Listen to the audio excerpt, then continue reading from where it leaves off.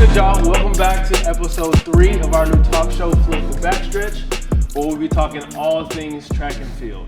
I'll be one of your hosts alongside my dog, Big J.E., Jarret Eden, as we try to put a magnifying glass over our sport. Exactly. We look to provide news and current events, perpetuate the conversation in and around the sport, and highlight and advocate for athletes in our sport. We're also here to break down hot takes and debate the debatable. Our main goal is to make sure that we have a positive and enjoyable show for everybody. So, right now we're going to break down just a couple performances from the World Championships. Obviously, we had a great championship record. A lot of these things were amazing, and we just kind of want to highlight some of those top performances. We'll start off with Toby Amusan. She was great. Oh my gosh. So she started things off. Well, I don't know if she started things off, but that was, I think it was one of the highlights of the meet. She ran a world record of 12.12 in the 100 meter hurdles, and that's ridiculous. In the prelims, though. Yeah, in the prelims. Yeah. Well, she ran. Yeah, she did that in the prelims. No, she did that in the semi. I'm sorry. She did in the semi. She ran in the prelim, though. She ran a PB before the World Championship started. Her PB was 12:41. She ran it in June of 2022. Yeah. So about a month ago. And the prelim of her World Championship, what is that? Conquest, global title conquest. Yeah. She ran 12:40 in the prelim. So she equaled her PB. Equaled her, or she had a PB, 100. Yeah, she ran a PB by 100. In the semi, she brought her PB from a 12.40 to a 12.12, which was the world record. In the final, she ended up bringing it down even further. She ran a 12.06, but that was a windy 12.06, so it doesn't qualify as a world record. But even still, like, that performance is mind-boggling. Yeah. We've been looking at the 12.22 record since 2016. Yep, in London. Yep. Yeah. When Kenny Harrison ran it, and it's weird because, like, us as hurdlers, we know a lot about hurdles and stuff, and they have been saying that the 100 hurdles and the 110 hurdles were soft world records. Like, I think who? I think Ralph Mann. Okay. You can quote me on that. Ralph Mann has been saying for a few years that the 110 meter hurdles and the 100 hurdles were soft records. Okay. That's tough. First off, you're running with fixed barriers, so there's only but so much speed you can bring into it. I think that's the issue, because, like, they're saying, like, people aren't able to run certain speeds in between, but when someone is able to do that, then you'll see crazy breakthroughs. And I think obviously Amusan was the first one to be able to figure out as well as she did. Yeah. And now we're questioning whether the full second barrier is a thing. Oh, for sure. I mean, we're only 600ths away, from the all-time condition. And it's crazy to think, we didn't even think about, like, 12.2 is close enough to 12 seconds flat, right? Yeah. But, like, just her running 800s faster, we think, oh, can you break the 12-second mark? Which is, like, stupid. That is crazy. But that was one of the world record performances from World Championships, and, like, that has been the talk of the town. I think so. Talk of the town. Yeah, we'll get into more of this later in our discussion, because that's on our things to discuss. Next, we have Mondo DuPlantis doing the pole vault record. He had a previous PB of 6:20. That was back in March 2022 of this year. Then he set the new world record at 6:21, which is amazing. I saw that was live on TV. And it's so crazy to think that, like, you're breaking the world record by, what is it, like a centimeter or centimeter. Like, every time. So I think that's $100,000 every time you break the world record. No, not every time. Not every time. You only get $100,000 if you do it at World Champs. Oh, was it? Yeah.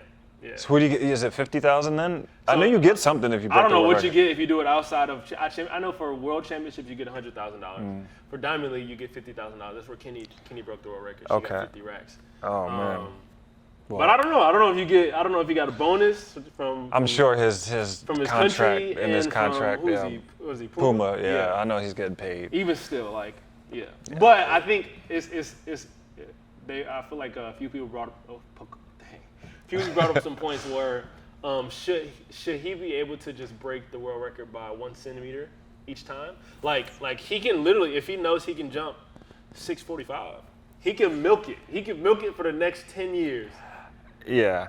Well, And if he can say, "Oh, I want to put it at 621," like yeah. on one hand of it is like 621 is already high, and like it's up to the athlete, I think, to like, "Oh, I want to do this height." But like at the same time, if he's like literally like, I'm sure he could jump something ridiculous, and why not keep getting your bag every year if it's allowed, right? Like if I'm getting paid to break the world record by a centimeter every year, bro, that's a hell of a bonus. So I'm not going to set that thing so high. This is so different from the sprints that you're able to control these variables. So just like high jump too. I don't know. Yeah, same thing. Yeah. Maybe they go up by certain increments.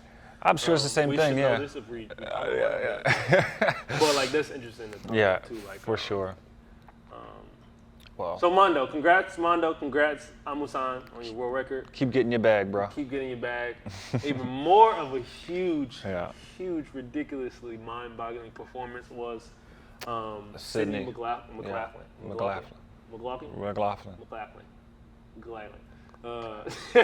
She ran the world record in the 400-meter hurdles. Yeah. Her previous PB was from USA's June 25th, about a month ago.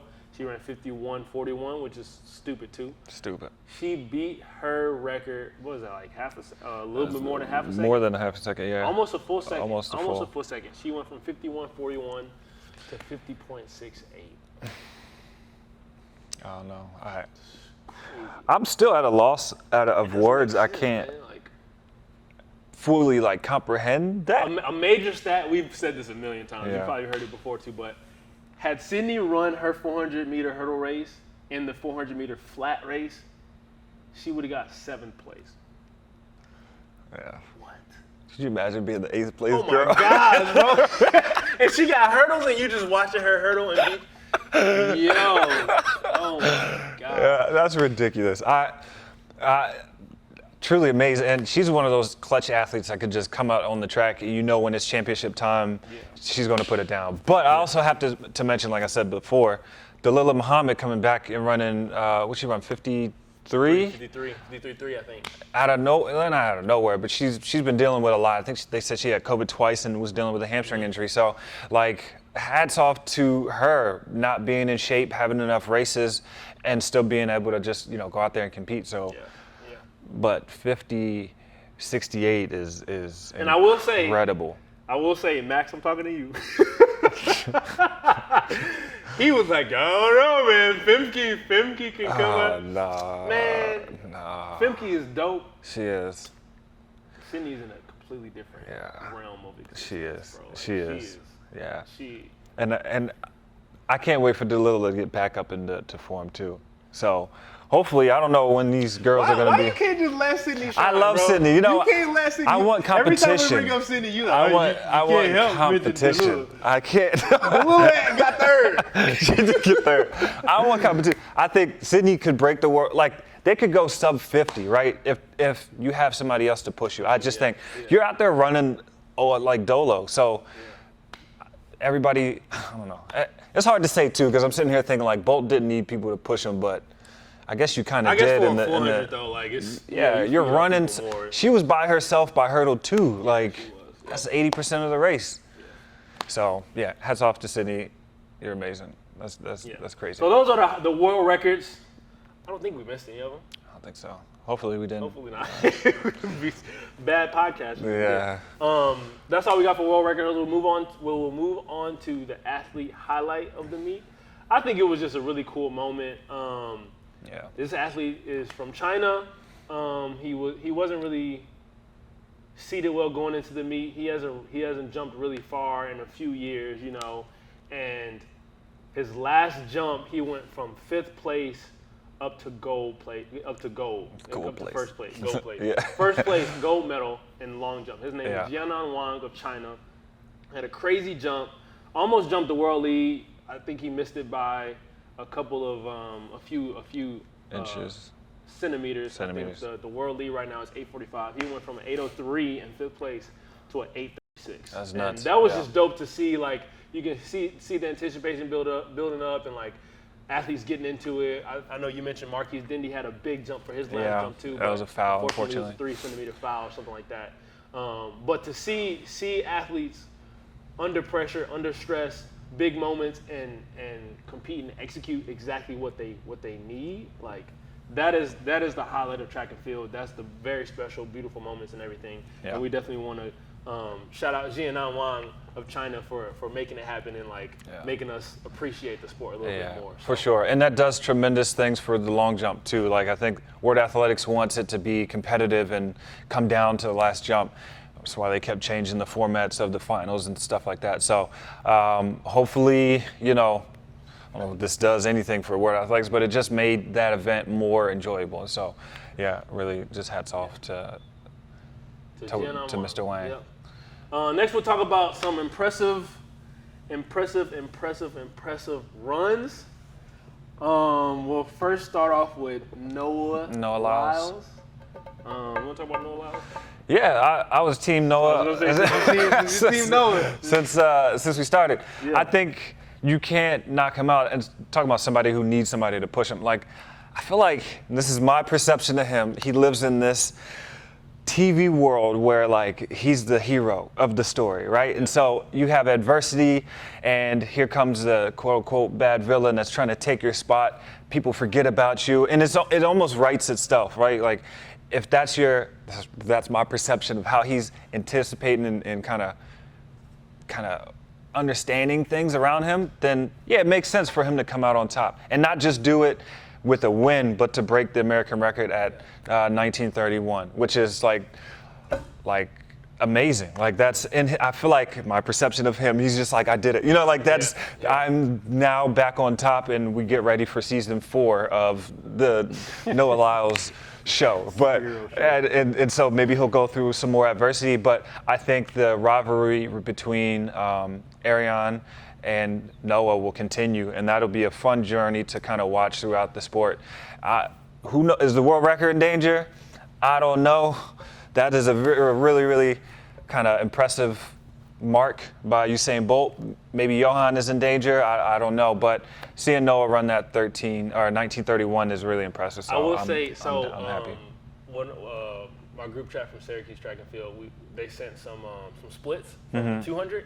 So Noah came through the first 100 at 10.15. He was blazing. And I was like, normally he's not that fast out the blocks. Not that fast out of the first 100 or 200. Yeah. But he had a flying 100. His last 100 and the 200 was 9.16. Yeah, bro. 9.16. And I also saw PJ Vasil. He's known on Instagram as having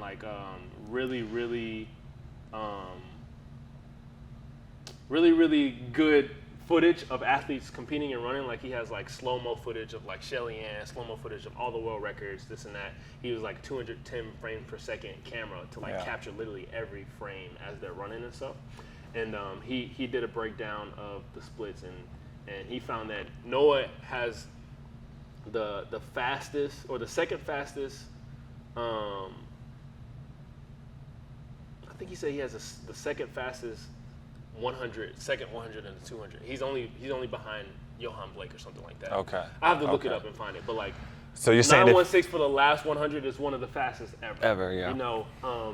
And just to hear that is that makes it believable that a world record is attainable if he can get his start right. If he can get his start better, and run maybe sub 9 for the first 100, and then close the way he did in that race, You put together 2 9-second runs. Hey, that would be. He's close enough, man. I know. That's just crazy. If he can even think. Hold a little bit from the yeah. Transfer a little bit from the first 100 and put it in the you know what I'm saying? If he can take some of the speed from the second 100 and put it in the first 100, then it's so funny. I picture we're in a ship. You're like, hold on, let's not use all this fuel. Let's transfer some of this to this side. Let's full engines and all that. That's dope. 925 and 989. No, yeah, that's world record.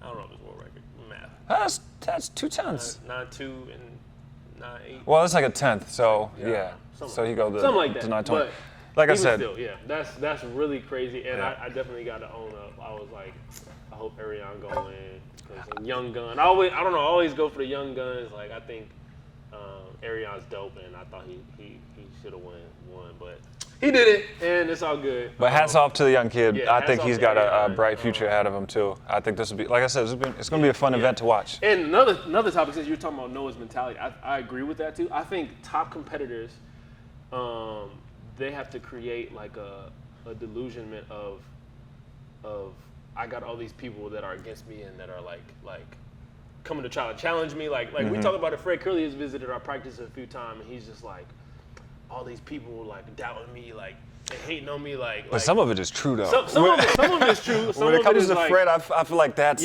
Fred that's for sure. legitimate. But how necessary is that? Like when you're at the top of the sport, Yeah. If like Noah's been world champ, how many times? Diamond League champ, how many times? Like what can you do to like motivate yourself? Like whether it's tangible like disrespect or hating or whatever or not. Like what can you really do to get yourself to say, I need to find another level. You feel me? Like and like it's effective, you know, like I'd say so, yeah. That's an interesting conversation to have. Yeah. But the next impressive run that we saw from World Championships was Sydney McLaughlin. How do you say it? Sydney McLaughlin's 4x4 split. Yeah. So there has been word around the streets, maybe from the commentators on World Champs, that Sydney is going to focus more on the flat 400 because she broke the world record in the 400-meter hurdles. Now she wants to break the world record in the 400-meter flat.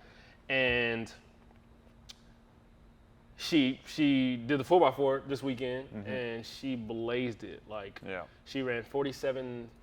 47.8 in her 4x4 split, and the world record is 47.6, 47.60. To be honest, when I watched her run, it was like, I wasn't really impressed. With the 400? With her 400. Okay. I think that's because I knew what the world record was. I know what she's running the 400-meter hurdles, and I'm just like, I know she could run faster than that. Like if it was anybody else running 47.6 split, I'm like, okay, that's crazy. But for her, it's just like I feel like she could have split 47.1 in that 400 if she really wanted to. Once she was running by herself, Berton Wilson gave a crazy lead, so she literally got the baton and was just like, okay, we'll whatever, just keep it here. So I think she could have split like 47.1 if she needed to, but she just kind of kept it easy. It was like, okay, here's a little taste of what I can do. Yeah. When I run an open 4, I think she can. I think it'll take a race or two, but I think she can easily break the world record in the 400-meter flat for sure. I think so too. I hope that she does. Yeah. Not only that, how about this? We were talking about the 100 hurdles. So she's run like 12.6 high on some like just playing around stuff, right? Talking about athletes and speed, she has the height, she has the technique, she can hurdle with both legs. What if she ended up having 2 segments in the hurdles where she 2-stepped? And she, like, because you know, for the girls, for the women, your problem is you're running up on the hurdles. So you only got X amount of distance to travel through. I'm not. Hear me out. I've seen a 110 hurdler 2-step. Even Ashton Eaton is 2-stepped. Playing around, I got it. But if Sydney McLaughlin is able to, she's got the height, like I said, she's got the speed. If she really trained for it, I feel like she could break the 100-meter hurdles.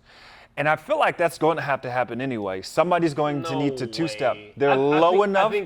They're low enough for it. If you get a girl, her height, 5'7", 5'8", bro, it's 30 inches. 100%. You're running through, maybe at hurdle 6, you do a 2-step and you go right back in.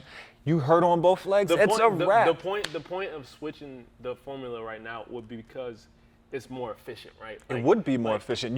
You're not slowing down your speed. Bro. Like, I feel like it would not be as efficient as, because it already takes us a long time to learn how to push each step, push through the hurdle, push over the hurdle. Got that, all this. But when we're up, we're not speeding up at our top end speed. It's maintaining what we have. And a lot of times, like you're watching Grant, right? When he gets crammed up into the hurdles, it's not necessarily because you're tired. The man can run 44 seconds in the 4. You know, I don't know what his 100 time is, but he's fast. A lot of 110 hurdlers are fast. The problem is you run out of real estate, you run out of space. How do you get more space? Either you increase your shuffle speed or you 2-step. And if your opposite leg is as efficient as your dominant leg, then you 2-step hurdle, and then you're back into a 3-step rhythm on your opposite leg down the hurdle. And you only have like 3 hurdles to go.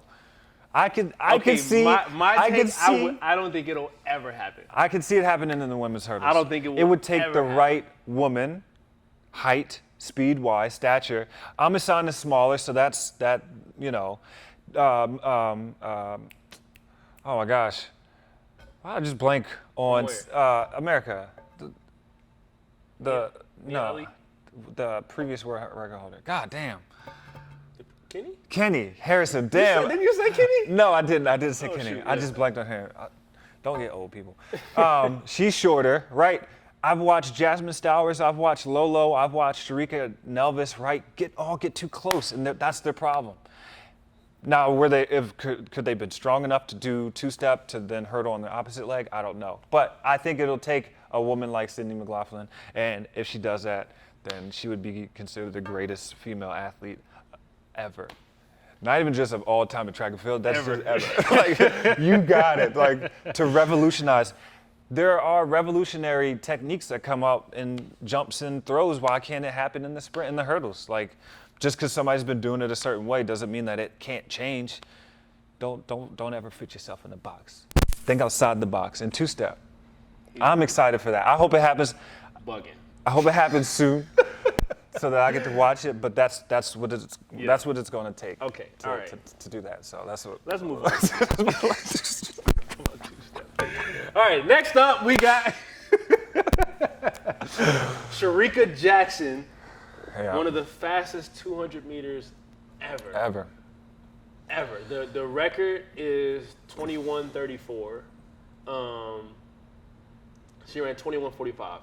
Maybe a month ago at Jamaican Nationals, she ran 21:55. Yeah. I think the national record for Jamaica was 21:52, 21:53 from Elaine Thompson from the Olympics last year. From the Olympics, right? yeah. And she beat that by 700s like that. Yeah. Fast. She was looking crazy. Ridiculous. Like, I think I think part of that is, would you say people counting her out? I think the hype was on Abby Steiner all season, all year, at least in America. That's what it was. Yeah, I mean that's what international. It is. Like, America dictates a lot of the narratives in the sport because we have. Do we?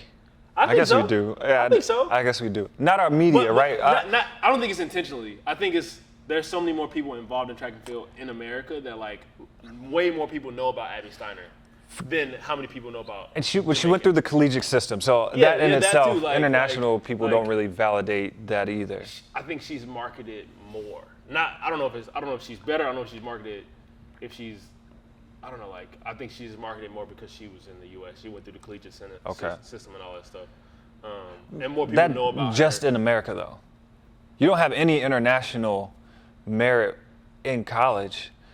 Our teammate Dave discredits every meet that happens in America. So it's like these are fabricated times. But they know about us, right? They do. They hear it across the like the pond. If Sharika ran 21:7 in Jamaica, would you know about her? Of course, she's on the international stage. I'm just talking about Abby Steiner. Like I'm talking about the international stage. Abby Steiner's collegiate run I think wouldn't have made a splash. Athletes do in college, everyone hears about it. Yeah, I guess what I'm trying to say is, we know Abby Steiner because we're in America. I don't think that has a lot of merit outside of our little bubble of track and field. Granted, we know what Abby can do, but I don't think the world was like, I think a lot of them look at America. I just think they look at the collegiate system as like a joke. It's not real. I think they think it's ridiculous. I think they kind of side eye it. Because all of the ridiculous stuff that happens. Like when Daniel and Grant were seniors in college, everybody knew who they were. They did. And that could be different because we are hyper focused on the lens of 110-meter hurdlers. Yeah. But like I think people, who else has been crazy? Like Andre DeGrasse ran really crazy in college, and like you stick with the hurdles. Trey Cunningham this year, 13-0. Like I don't think a lot of people were raving about that. I think it's different with Grant and Daniel because they were both running fast. Okay. 13-0 is fast. 13-0 is fast. That was a world-leading time. When two people were doing it, it's like, yeah. Right? I think the notoriety behind Trey versus Daniel and Grant that year was very different. But yeah. And Abby Steiner was another one that was running 21-7. Yeah, 21-7. That was the world leading time, right? Yeah. So, I mean, yeah, I say all that Yeah. to say Sharika may have or may not have been influenced by the media's push to kind of just make a statement here in Eugene and just to do it in on American soil, you know, kind of in the face. We're implementing our own our own our own lens, our own perspectives, things but on it. Yet again, like when you're at the top of your sport, like of your event, like what can you do to motivate yourself? Like she probably came in like, I'm going to America. Talking about the haters, I need to beat this girl. I need to beat these people and make a statement. And they did. And shut up. They swept us in the 100, and almost swept us in the 200. Almost in the 2, yeah. That's dope. Yeah. That's dope. That was cool. That was a very impressive run, and I think you think she can break the world record? I think she can break the world record. Sure, yeah. She's young. Yeah, she is. I think she's 20. I think she's 26. Okay. I could be wrong about that. Well, no, she's 20. She's 29. We thought she was young. She's 29. Oh, okay. Even still, like I think she can threaten that. Well, Shelly Ann is what, 34, 35. So she's proven to be the anomaly, or maybe not, the new standard of like women sprinters. Come have a baby and then come back still. Have a baby by me, baby, be a man. And still blaze. So, yeah. In our next segment, we will go into the new Olympic competition format for the 2024 Olympics.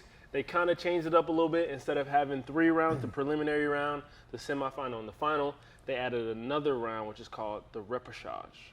Repechage. Yeah. Repechage round. Repechage round. So basically, everyone will get a prelim round. And this only applies to the 2 and the 1500, right? Not the 200. It starts in the 200 meter and it goes all the way up to the 1500. Up to the 15. So every event in between hurdles inside, included. Hurdles included. So 400 hurdles. 200, 400, 400 hurdles, 800. Yeah. 1500. That's it. There's only a handful of events. 2, 4, 400 hurdles, 8, 15. 4x4. No, could you imagine? That would be wild. That would be wild.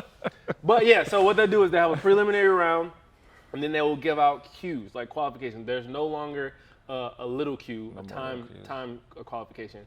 Everyone has to get either a cue, or if they don't, they go to the repechage round where those athletes will compete to get a spot in the semifinal. Yeah. And then from there, you have a semifinal, and then you have a final. Yeah. So that's a whole completely different ball game. Yeah. We're kind of unclear about how many big cues they give out because that will change the dynamic of it. If there's way more athletes entered in events, that changes the dynamic of it as well. And just those two. You don't know how many. We don't know how many big cues they give out, and they don't know how many. We don't know how many athletes that they're adding to the event. So because I feel like this is happening in the Olympics, like I just don't think it'll affect the bigger name stars, nor like the medium-sized field. If you look at it, it's the Olympics, and they have a whole bunch of like preliminary rounds in the first place for like the 100, where not like I think if you qualified, you don't even get to run in those. That's the 4th round. So they're trying to do that here, but I think it's just backwards. Mm-hmm. So you're now running round 1, and at first I thought it was really stupid. I was like, why would anybody want to do this? Because now you're running. If you made the final, you would have run 4 rounds to get to the final, and then by that time, or 3 rounds to get to the final, and then by that time you'd be like gassed. Especially if you're running an 800, like I assume they're not going to change the main schedule to fit in the repechage round. I think they are going to change this. I don't know how. They said they're going to announce it. That would hurt everyone else who qualified as a big Q. So then the time between your last run gets longer because now you're taking in the feelings and the emotional damage. Now you're taking in the physical. You know, like you're catering to the repechage round. So you don't think they'll make it? I think the group of people that are in that. This sucks to say. Like I don't think that they matter too much in the grand scheme of things. Because if you have to run that round to make it to the next round, the odds of you making it out of the semifinals are slim to none in the first place. Yeah. I think you said last time it was for athletes to get 2 rounds when you go to the Olympics.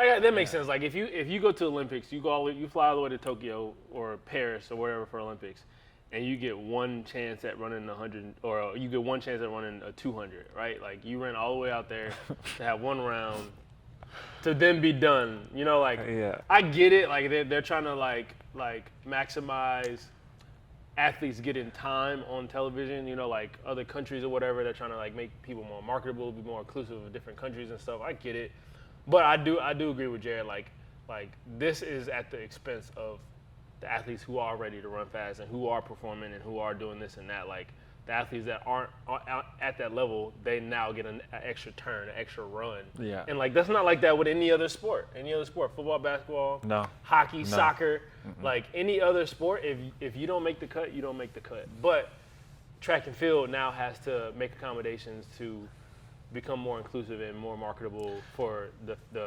broadcasters and the fan base and everything. But in the Olympic game spirit, didn't they say that they were going to do this for Worlds too? Like this is a format they were going to keep. I think they were in discussion. Actually, let's look at the thing. I think they mentioned. Because I could see it happening for the Olympics because we're all inclusive and it's an amateur thing and blah, blah, blah. But I would hate for that system to be implemented for the World Championships too.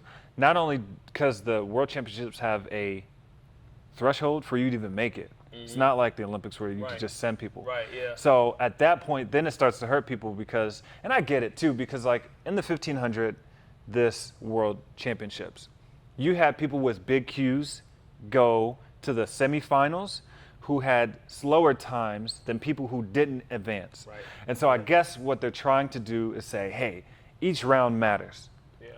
So you're not so comfortable if you're in a fast or slow heat, you still have to run. But on the flip side, I think at a certain point, especially in the 15, if you're so far back behind, you're like, there's no way I'm going to get top 4 or top 5. I'm just going to chill. I would walk the last lap to save my legs because I know I have to do the next round. Yeah. Like especially if we're going to look at it that way, like if it works for the Olympics, it wouldn't work for the World Championships because there's a standard. And tough shit if you need an additional round. Yeah, I don't think it feels weird. It feels weird, and I don't understand it. Like they make a lot of changes, and like, what's the point of it? Like what prompted and what made them decide like this is a better route? I don't know, but it definitely feels whatever weird. athlete commission they have up there that said, we want to elongate the days. Not only that, where are you going to fit this in? Like, you're going to have a morning session for the repertoire? You know, like, Worlds is already a week. Yeah. Anyway, so, and the Olympics are super long too. So I don't think it affects the big players or the medium field. I think it just affects the bottom tier. Yeah. And at that point, you're happy to be there. You get the Olympic namesake, right? You're an Olympian, you get to say that. But I don't know. Maybe I'm just too hard. It's definitely weird, and I feel like it's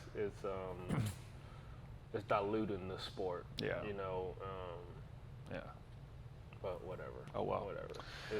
It is what it is. It is. Our last, or you can introduce the next one. Well, is this the next or last one? Yeah. Yes. I think okay. So the next one we have is Michael Johnson. Oh, sorry. So the next one we have is Michael Johnson's response to the 100-meter hurdles. He said, and I quote, "I don't believe the 100-meter hurdle times are correct. World record broken by 0.08 seconds. 12 PBs set, 5 national records set, and Cindy Samber quoted after her PR national record, 'I thought I was running slow. All of the athletes looked shocked.'" All right, let's break that down. Okay, 0.08. That's not a crazy number. That's not a crazy number for one. And for everyone in the world to be going after one target time, 0.08 isn't crazy. The men's record was broken by was it 1287 to 1280? Yeah. That's the same thing. And two, I love Cindy. I love Cindy. She thought she was running slow because the girl next to her was running 12.1. And she ran 12.38. Of course you thought you were going slow. In perspective, you're like, I can't be running fast because I'm this far behind somebody. And I watched Cindy closely because she is a good friend of mine. when I watched her in the semifinal, and then when I watched her in the final, she looked way different than she looked in the semi. She her Lele was snapping down. She was like moving. Like I can see why 12-5-0 in the prelim, in the semifinal, then turns 12-38 in the final because she looked substantially better in the final. Like if you watch the athletes, like you know when they're gonna run. That's and true. even look at World Athletics Instagram. Yeah. I predicted that Toby Amusan was gonna run 12:07 in the final. Like I commented on there. Look it up. I'm gonna add it right here. Okay. I predicted that she was gonna run that before the race happened, right? And she ran 12:06 because I watched her in the semifinal, and she looked like she slowed up before the finish line. And like She did. She and didn't you run said through it, the and then line. I looked yeah. at it. I was like, she can run faster. Yeah. And if she looked like she ran her heart out and she dove for the line, then you can say, oh, she's gonna feel that. She's not gonna run faster than that. But like to see her prelim, 12:40 looked smooth, easy. She was chilling. The semi looked even. It didn't look even smoother. It looked like easy chill. She wasn't gassing herself. I knew she was gonna run faster than 12:12 in the final. And I think people forget the hurdles is a rhythm race. Right. So like you're hot in the semis, why wouldn't you be hot in the finals? Like it's not like you forget how to run. Yeah. You block that rhythm in. Yeah. And for a lot of people who are just thinking, oh no, she's gonna run slower or whatever. No, that's not the case. So once she ran that in the semis, I was like, is it going to be hard for people to beat her in the finals? They're going to have to be completely locked in. So I recognize this quote and I understand what he's trying to say as like that many people, because the 100 hurdles for that many people to PR, it should raise an eyebrow, right? Like the skepticism in everybody is like, how is half the field, half the girls who ran PR'd, set national records? That's like hard to, that didn't happen the entire weekend. So then it happens in one event and one event only. You're just like, something's not right here. So I get the whole, it's hard for me to believe it instantly. I don't. I think especially when the timing, everybody's like, oh, the timing system, all this, that, and the third, blah, blah, blah, blah, blah. I think the women more so than other athletes were primed to run fast. Toby had run 12:4 twice. Like Kenny had ran one of her best times ever. She ran 12:34 at USA's. Mm-hmm. I didn't look at Jasmine Camacho Queen's. She had been running fast this year too. Like Daniel Williams. Yeah. Has been running fast all year. So like I think they were primed to run well. I think we would have seen something similar with the 110 hurdles, but we know how that went down. Yeah, that's crazy. Hansel unfortunately was knocked out. Devin was knocked out. Yeah. I think that could have gone very differently as well, Yeah. But I don't know. I just think I feel like it hurts me personally when people automatically jump to something must be wrong with that performance. Yeah. We have to have doubt. They must have did something wrong. The timing must be off. Like instead of like appreciating the performances and it's one thing to say the world. If she had just broke the world record and all the other girls didn't run that fast, I don't think Michael Johnson would have said that. But the fact that she broke the record and 12 PBs and 5 national records later, it's just like you have like how do you? I can't. We know that track is fast. I know it is fast. We've run there. 1931. Just right before I got that. But how many other people PR'd in the 2? Like that fast. That track is fast. The 100 was fast. Fred lit it up right at USA's too. Yeah. The hurdles were fast. The men's hurdles were fast. But the women's hurdles is just like, why didn't they were ready? Obviously, they showed they were ready. And I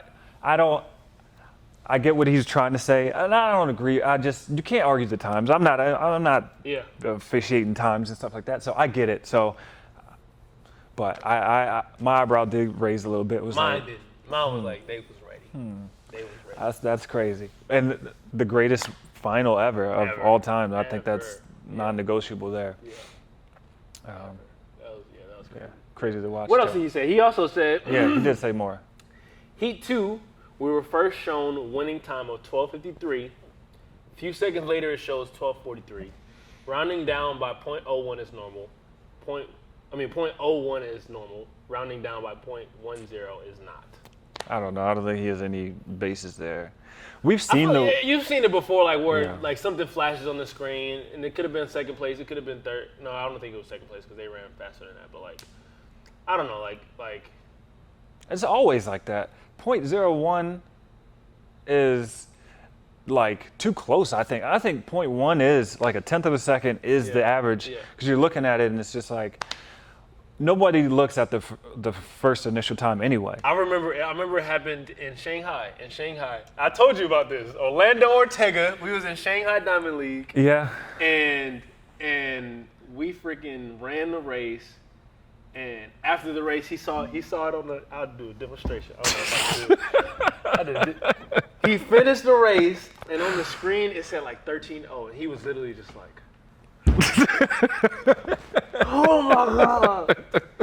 And then like 10 seconds later it went up to like 13-18 or 13. Okay. He was just like, you already down on the ground, so you looking stupid. Like, I've definitely seen it happen before, right? Like even the 100 hurdle world record before when Kenny ran it, she ran I think they showed at London, it wasn't a fast time. Yeah. And then she was surprised too. She didn't think that she ran that fast. And then the time was rounded down and she's walking back the other way. And Nia has to turn around and say, like, girl, you just ran the world record. Like, look. And she was surprised. So the whole not being or being shocked that you ran fast, that's invalid. The whole 10th, that's invalid. Yeah. Like a lot of basis of what he's saying doesn't have any merit. But the only thing I'm holding on to is that a lot of people did it. So, yeah. Man, either way it go, Michael Johnson, you supposed to be making the sport bigger and like not throwing dirt in the sport and making everybody look like you're not supposed to like raise doubt. Like, no. I mean, I guess if you see it, like you can call it. But he's not down there on the timing system. Yeah, like if say something about the timing system, or say like, or just don't say anything at all. like just say if you wow. have something valid like. Hard proof that this is what it is, like, okay, that's a very, very different conversation. Yeah. But if you're just like, I don't think that's real. Yeah. I'm looking at the numbers. That's fake. That's fake. Yeah. You're like, ain't no way this has happened. Blah blah blah. Because now that people are looking at Toby like, oh, is that real? Like, no, she earned that, bro. She did. She earned that. Brittany Anderson earned her 12.2. She sure did. Jasmine Camacho Quinn earned her bronze medal. Her national record, bro. 12.23. They both had 12.23. Let them enjoy that, bro. Like, it's frustrating. It is. But. That's all we got. You want to close us out, Jarret? I don't know how. I don't remember what we said. That's all we got. That's the episode 3 of the Float the Black. I always do this. Float the backstretch. This is how we're gonna close out Float the Backstretch, episode 3. We talked about world records. We talked about impressive runs. We talked about the new Olympic format, and we talked about Michael Johnson and his. Ridiculous claims, being a skeptic, But we thank you. We appreciate you for tuning in. Yes, thank you for watching us. Please share us with one of your friends. I'm not gonna say like and subscribe because that's whack. You know you can do that if Please you need to do it. Stop shooing these people away. We need the support. Please. We hope to do many more of these. If you like what you hear, if you have any other suggestions of what we should talk about, let us know in the comments. Like. We love doing this. This is fun, and we're going to do so many more of these. So for real. That's all we got for today, and we'll see y'all next time.